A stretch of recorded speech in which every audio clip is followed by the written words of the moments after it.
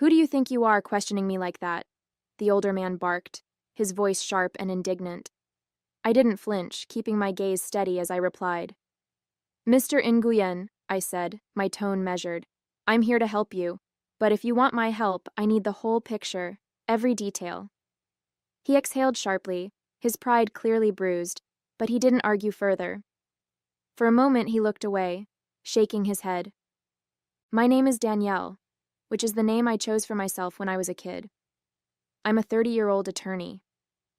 I never carried my family last name. I created my own. I built my career on resilience, channeling the pain of my past into a drive to succeed. When I was 6 years old, my parents abandoned me at an orphanage, leaving me to piece together a life without them. They walked away without a second glance, leaving me to wonder what I had done wrong, why I wasn't enough. Now, decades later, the very people who discarded me are sitting in my office, begging for legal counsel, and they have no idea who I am. I was 6 years old the last time I saw them. My mom had dressed me in my nicest outfit that morning, a yellow dress with little white daisies, and told me we were going somewhere special. I remember holding her hand tightly as we walked into the orphanage, the bright sunlight outside contrasting with the dimly lit hallways inside. The air smelled of cleaning supplies and something else I couldn't place, something cold, like emptiness.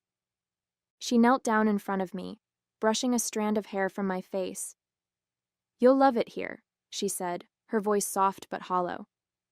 They'll take such good care of you. I didn't understand what she meant. When are you coming back? I asked, my small hands clutching hers. She hesitated, her eyes darting away before she forced a smile.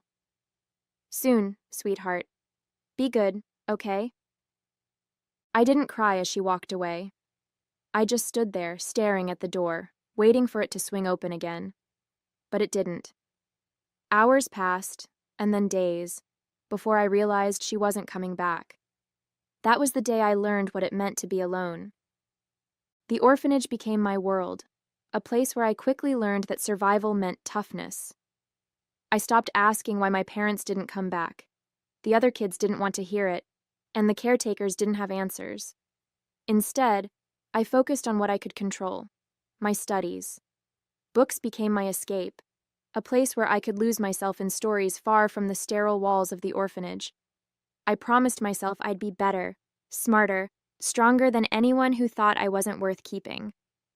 But the nights were the hardest. Alone in my bunk, I'd stare at the ceiling, wondering what I had done to make them leave me. Did I cry too much? Was I not helpful enough?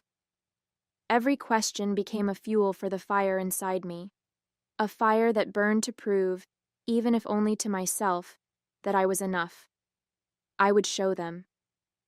Somehow, some way, I would show the world that I wasn't the useless girl they thought I was. It wasn't until years later that I learned the truth about why they left me there. The orphanage director, a kind but overworked woman named Mrs. Patel, had pulled me aside when I was about 10. She'd been there the day my parents dropped me off, and she'd always seemed to feel sorry for me in a way I didn't fully understand. Danielle, she said gently, sitting me down in her small, cluttered office. You're old enough now to know why your parents brought you here.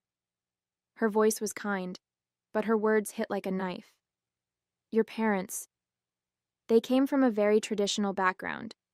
When your little brother was born, they believed it was their duty to focus all their attention and resources on him, as the family's heir. I stared at her, the words sinking in like stones. But I'm their daughter, I said, my voice trembling. Why didn't they want me too? Mrs. Patel sighed, her eyes filled with sympathy. It's not about what you did or didn't do, Danielle. It's about them and their beliefs. It's wrong, so very wrong. But they thought they were doing what was expected of them. That night, as I lay in bed, the reality of their rejection hit me in full force. They hadn't left me because of anything I did. They left me because of who I was, a girl who to them wasn't worth keeping. After that conversation, something in me shifted. I stopped asking why they left and started focusing on what I could do to move forward. The rejection that once crushed me became my fuel. At school, I threw myself into every subject, determined to be the best. I stayed late to read in the library, poring over books that stretched my imagination and taught me about a world far bigger than the orphanage. By the time I was 16, I was winning academic competitions and earning recognition from teachers who saw my potential. Danielle, one of them, told me, "You could go far. You just need the right opportunities." Those words planted a seed of hope in me. I started applying for scholarships with a single goal in mind: to get into a good university and prove to myself that I could rise above the circumstances I was born into. When the acceptance letter from a prestigious school came in the mail, I held it in my hands like it was a golden ticket. It wasn't just a chance to study, it was my way out. The orphanage threw a small party in my honor, and Mrs. Patel, who had always been my quiet supporter, hugged me tightly. "You've earned this, Danielle," she said. "Now go show the world what you can do." College was a whirlwind. For the first time in my life, I was surrounded by people who believed in me, or at least respected what I brought to the table. My professors noticed my drive, and my peers were drawn to my focus and determination. I took every opportunity that came my way: internships, leadership roles, and study groups that pushed me to the limit. Law school followed, and while it was grueling, I thrived on the challenge. I learned to channel my emotions into my work, using my own story to connect with the cases I studied. I knew what it was like to feel powerless, and I wanted to make sure others didn't have to feel the same. By the time I graduated, I had offers from some of the best firms in the country. I chose a firm in New York that specialized in helping underserved communities, a place where I could make a difference while building my career. Through it all, I kept my past a secret. It wasn't out of shame. I had nothing to be ashamed of, but because I wanted people to see me for who I was now, not the girl who had been left behind. Every step I took felt like a victory, a reminder that I had become someone my younger self could be proud of. It was during my second year at the firm that I met Mark. He was one of the attorneys on a joint case we worked, a complicated mess involving housing rights. At first, he was just another name in a sea of professionals, but as the weeks went on, I couldn't help but notice his warmth and sharp sense of humor. He had a way of making even the most stressful days feel a little lighter. Our relationship started slowly, almost unintentionally. Late nights at the office turned into shared dinners, and casual conversations about work became deeper talks about life. I was hesitant at first. I'd spent so long building walls to protect myself that letting someone in felt risky. But Mark was patient, never pushing me to share more than I was ready to. One night after we'd won the case, he walked me home. "You know," he said as we stood by my apartment door, "I think you're the most driven person I've ever met, but sometimes it's okay to let someone else carry a little of that weight." His words stayed with me long after he left, and for the first time in years, I felt like maybe I didn't have to do everything alone. As things between Mark and me grew more serious, we started talking about the future, what we wanted in life, where we saw ourselves in 5 or 10 years. For the first time, I allowed myself to imagine having a family, something I had avoided thinking about for so long. Mark wanted kids, and so did I, though the thought scared me. I didn't want to repeat the mistakes my parents had made, but with him, it felt possible. It didn't take long for us to realize that building the life we dreamed of would require more than just hard work. Between student loans, rent, and the cost of living in New York, our combined incomes were stretched thin. We both worked long hours, but the idea of starting a family someday made the financial gap seem even larger. Mark was supportive, always reminding me that we were a team. "We'll figure it out together," he said one night as we pored over budgets and savings plans at the kitchen table. But I couldn't shake the feeling that I needed to do more, to push myself even harder to ensure our future was secure. I loved my work at the firm, helping people who felt powerless, using the law to stand up for those who couldn't fight for themselves. It gave me purpose. But the truth was, it didn't pay much. Mark and I weren't struggling, but we weren't building the kind of financial security we needed to start a family either. And as much as I cared about my clients and the mission of the firm, I knew I couldn't ignore the practical side of things forever. One evening, as I reviewed my growing list of cases, I realized something had to change. It wasn't an easy decision. I'd spent years carving out a place for myself in the world of public interest law. But the more I thought about it, the more I knew it was time to move on. I needed to think about the future, not just mine, but ours. Over dinner that night, I told Mark what was on my mind. "I've been thinking," I said, swirling my fork in my pasta, "about applying to some bigger firms. Corporate law, maybe." He looked at me with a mix of surprise and concern. "Are you sure? I know how much you love what you're doing now." "I do," I admitted, "but it's not enough. If we want to start a family someday, we need to plan for it. I want to give our kids the kind of stability I didn't have growing up." He reached across the table, taking my hand in his. "If it's what you want, I'm with you," he said simply. "I know you'll succeed anywhere." As I updated my resume and started researching bigger firms, another thought began creeping into my mind, one I'd spent years pushing away. My family, the people who had abandoned me. I'd told myself I didn't need them, that I was better off without them in my life.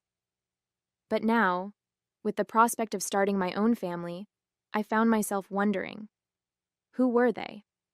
What kind of life did they build without me? I didn't know much about them, just fragments of stories I'd pieced together over the years. Mrs. Patel had once mentioned that they were wealthy, part of a prominent community. That fact had always stung. They hadn't left me because they couldn't afford to raise me. They left me because they didn't want me. The bitterness was hard to shake, but curiosity had started to outweigh the pain. I needed to know more. The next day, I called the orphanage. Mrs. Patel had retired years ago, but the new director, a woman named Claire, was kind and eager to help. "We still have some of your records," she said. "Why don't you come by? Maybe we can talk about what you're looking for." I agreed, my stomach tightening as I hung up the phone. I wasn't sure what I'd find, but I knew I had to take the first step. A few days later, I found myself walking through the familiar gates of the orphanage. It had been years since I'd last been there, but the sight of the weathered brick walls and the faint sound of children playing in the distance brought back a flood of memories. Claire, the director, greeted me warmly, her kind smile putting me at ease. "Come on in, Danielle," she said, leading me to her office. I pulled some files I thought might be helpful. We sat down, and she placed a thin folder on the desk between us. My hands trembled slightly as I opened it, scanning through the pages of handwritten notes and forms from when I was first admitted. "Your parents," Claire began gently. "They came from a very well-off family. From what I can gather, they owned several businesses and had a prominent position in their community." She paused, gauging my reaction. "They didn't leave you because of financial hardship." I nodded, swallowing the lump in my throat. I'd suspected as much, but hearing it confirmed was still a blow. "Do you have anything else about them?" I asked, my voice steadier than I felt. Claire hesitated before sliding a photocopy of a newspaper article across the desk. It was a feature on the Nguyen family, a story about their success, their growing company, and their perfect, polished life. There was a photo of them, my parents, older now but unmistakable, standing proudly next to a young man I knew had to be my brother. They looked so complete, so whole, like I'd never existed. After leaving the orphanage that day, I felt like I'd been split in two. One part of me was desperate for answers, while the other screamed to let it go. What good would it do to dig up the past? They'd made their choice, and I'd made mine. I had worked too hard to let their rejection define me any longer. I shoved the folder of information into a drawer at home and decided to focus on my future instead. A few weeks later, my efforts paid off. I received an offer from a top corporate law firm, exactly the kind of job that could provide the stability I needed to start the life Mark and I had been dreaming of. The pay was incredible, and the opportunity to work on high-profile cases was everything I'd hoped for. When I told Mark, his face lit up with pride. "I knew you'd get it," he said, pulling me into a hug. You deserve this, Danielle. I threw myself into the new role, determined to prove myself all over again. The work was challenging, but I thrived on the pressure. Long hours in the office left little time to dwell on my family or the questions I'd left unanswered. For a while, it seemed like I'd made the right choice, leaving the past where it belonged. A couple of years passed, and life changed in ways I hadn't imagined. Mark and I welcomed our daughter, Mia, into the world, a tiny, perfect bundle of joy who turned our lives upside down in the best possible way. Becoming a mother brought out a side of me I didn't know I had. I wanted to give Mia everything I hadn't had growing up: unconditional love, security, and the unwavering knowledge that she was wanted. At the same time, my career was flourishing. I had become one of the youngest senior attorneys at the firm, handling major clients and earning a reputation for my precision and drive. The long hours were still there, but with Mia waiting for me at home, I found a new balance. Mark was my rock, stepping in whenever I needed to stay late or prepare for a big case. We were building the life we'd dreamed of, one built on mutual respect and love. And yet, every so often, in the quiet moments when I'd rock Mia to sleep, a shadow of the past would creep in. I'd think about the choices my parents made, about how they'd left me behind without a second thought. Holding Mia in my arms, I couldn't fathom how anyone could do that to their child. I pushed the thoughts away, telling myself it didn't matter. I had my family now, the one I'd chosen, the one that mattered. One morning, I walked into my office, coffee in hand, ready to dive into another packed day of meetings and case prep. My assistant knocked lightly on the door just as I was sitting down. "Danielle," she said with a bright smile, "Mr. Roberts wants to see you in his office. He said it's about a new client." I set my coffee down and straightened my blazer, curiosity piqued. New clients were always an exciting challenge, and I prided myself on being the firm's go-to for high-stakes cases. As I stepped into Mr. Roberts' office, he looked up from a stack of papers and gestured for me to sit. "Good morning, Danielle," he began, leaning back in his chair. "We've taken on a significant new client. It's a bit of a complicated case. Financial mismanagement, lawsuits, potential bankruptcy, high profile but discreet. And I think you're the right person for the job." He slid a file across the desk toward me. "This one's all yours." I picked up the folder and flipped it open, scanning the top page. The name at the top made my heart stop. Nguyen Holdings, my parents' business. My breath caught in my throat as I stared at the familiar name, the memories of the orphanage and that faded newspaper article rushing back all at once. I looked up at Mr. Roberts, struggling to keep my face neutral. "Thank you," I said evenly. "I'll get started right away." I walked back to my office in a daze, clutching the folder like it might vanish if I let it go. My mind raced, a whirlwind of emotions I couldn't quite pin down. Anger, confusion, curiosity. They all swirled together, leaving me breathless. I closed the door behind me and sat down at my desk, staring at the name on the file. Nguyen Holdings, my parents' company. For a long time, I didn't move. I just sat there, torn between the instinct to shove the file into a drawer and forget it existed, or to dive into every detail and see how far they'd fallen. What were the odds that after all these years they'd end up in my office needing my help? The bitter irony wasn't lost on me. I'd spent my whole life trying to forget them, and now they were here, on paper at least, intruding on the life I'd built for myself. After a moment of hesitation, I opened the folder. If I was going to handle this case, or decide not to, I needed to know exactly what I was dealing with. The first few pages outlined the basic facts. Nguyen Holdings was teetering on the brink of bankruptcy, entangled in multiple lawsuits from creditors, partners, and even former employees. It was a financial disaster, the kind that screamed of neglect and mismanagement. As I delved deeper into the documents, one name kept appearing: Bao Nguyen, my brother, the special one, the golden child they'd chosen over me. Apparently, he'd been handed the reins of the company a few years ago and had driven it straight into the ground. Misguided investments, failure to adapt to market trends, and reckless spending had left the business in shambles. Every page I read felt like a punch to the gut. I leaned back in my chair, letting out a shaky breath. It was almost poetic, really. The family that had thrown me away to prioritize their son now sat on the edge of ruin because of him. And here I was, their last hope, the one person who could potentially save them. The irony was as sharp as a blade, cutting through the whirlwind of emotions swirling inside me. That evening, I walked through the door, still holding the folder like it might slip through my fingers. Mark was in the kitchen, bouncing Mia on his hip while stirring a pot on the stove. The smell of dinner should have been comforting, but I felt too unsettled to notice. "You're home early," he said with a warm smile, glancing at me. "Everything okay?" I hesitated, placing the folder on the counter. "Not really," I admitted. "There's something big I need to tell you." He immediately set Mia down in her playpen and turned to face me, concern etched on his face. "What's going on?"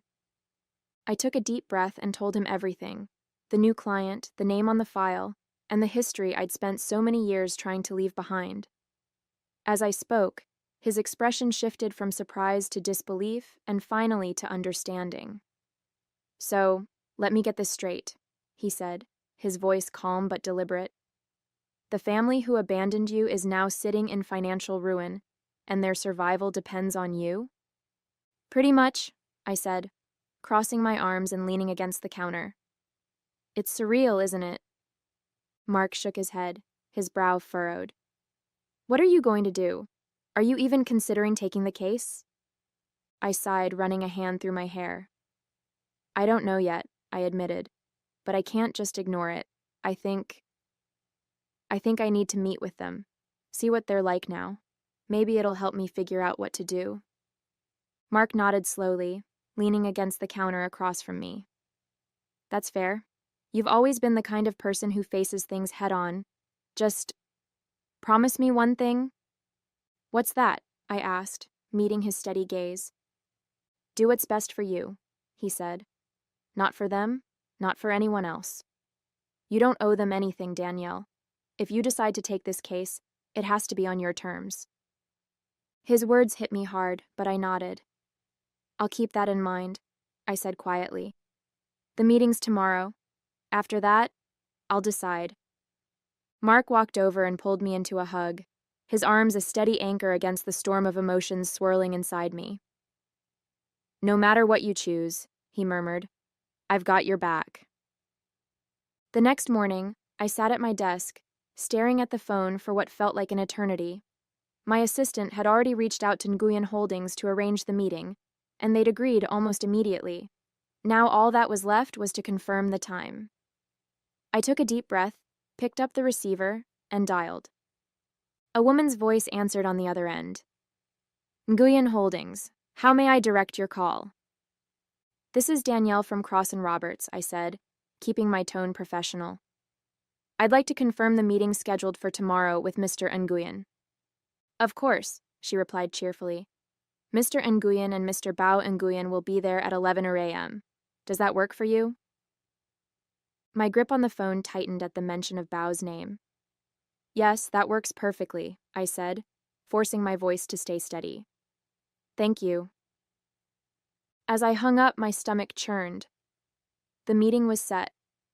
In less than 24 hours, I'd be sitting face to face with the family who'd left me behind. I leaned back in my chair, exhaling slowly. No matter how this meeting went, I knew one thing. I was ready to face them. That night, sleep didn't come easily. I tossed and turned, staring at the ceiling as my mind raced with every possible scenario. What would I say? How would they react? Would they even recognize me? Every time I closed my eyes, their faces from that newspaper article flashed in my mind. Older, but unmistakable. By the time my alarm went off, I felt like I hadn't slept at all. The next morning, I got ready with a focus that was almost robotic, carefully selecting a sleek black suit and pulling my hair into a neat bun. I wanted to project confidence, even if I felt anything but. As I walked into the conference room at 10:50 a.m., I gave myself one last mental pep talk. You've faced tougher challenges, Danielle. You can do this. At exactly 11 a.m., the door opened and they walked in. My father was first, looking every bit as proud and authoritative as I remembered. Behind him was Bao, his features sharper than in the photos but still carrying that same air of privilege. Neither of them gave me a second glance as they approached the table. Ms. Danielle, thank you for meeting with us, my father said, extending his hand.